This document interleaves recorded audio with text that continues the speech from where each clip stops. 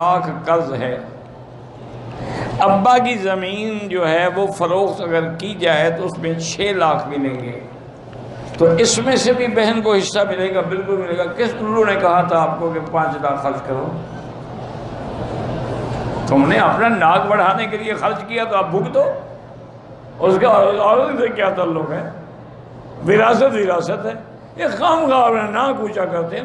دیکھیں نا، ایمان سے کہیں کعبے میں بیٹھے ہو، ساری کائنات میں حضور پاک سے بڑی شان کسی کی ہے؟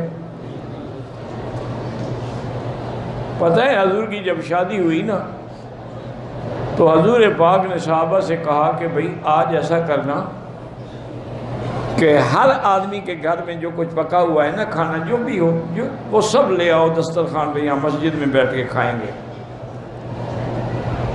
سب صحابہ لے آئے، کوئی ستو لے آیا، کوئی چاول لے آیا، کوئی بیچارہ چٹنی لے آیا، کوئی کچھ لے آیا، کچھ لے آیا۔ جب سارا دسترخوان لگ گیا تو حضور نے فرمایا بھائی میری بی بی زینب سے جو شادی ہوئی تھی نہیں اس کا ولیمہ ہے، ولیمہ کی کھانا کھا رہے ہیں۔ کھانا ختم ہو گیا بھائی، اس میں کتنا خرچ ہوا جی؟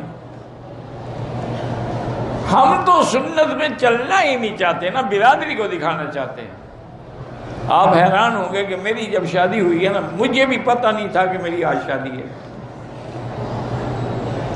والد صاحب رحمۃ اللہ علیہ نے عشاء کے بعد بلایا، خطبہ پڑھا، کہا جی آپ کا نکاح میں نے کر دیا ہے، فلاں مکان میں تمہاری بیوی ہے، وہاں چلے جاؤ۔ بس میں نے، میرے پاس اس وقت یعنی عام کپڑے جو تھے وہ بھی یعنی کپڑے بھی نہیں پہننے کے بھی، چلو شادی کے دن بندہ پہنتا ہے۔ ساری برادری ناراض ہو گئی کیونکہ بہت بڑی برادری ہے نا ہماری۔ انہوں نے کہا ہم بائیکاٹ کرتے ہیں مولانا خیر محمد صاحب سے۔ والد صاحب نے کہا تم بائیکاٹ کر لو، میں حضور کی سنت سے بائیکاٹ نہیں کر سکتا۔ ایک ہی میرا بیٹا ہے، ایک ہی بیٹی ہے، میں ان کی شادی اسی طرح کروں گا جس طرح حضور کی سنت ہے، ناراض ہوتے ہو جاؤ۔ تو اللہ کے بندے جب تم خود بے وقوفیاں کرتے ہو تو اس کا کیا علاج ہے؟ جتنا اللہ توفیق دے۔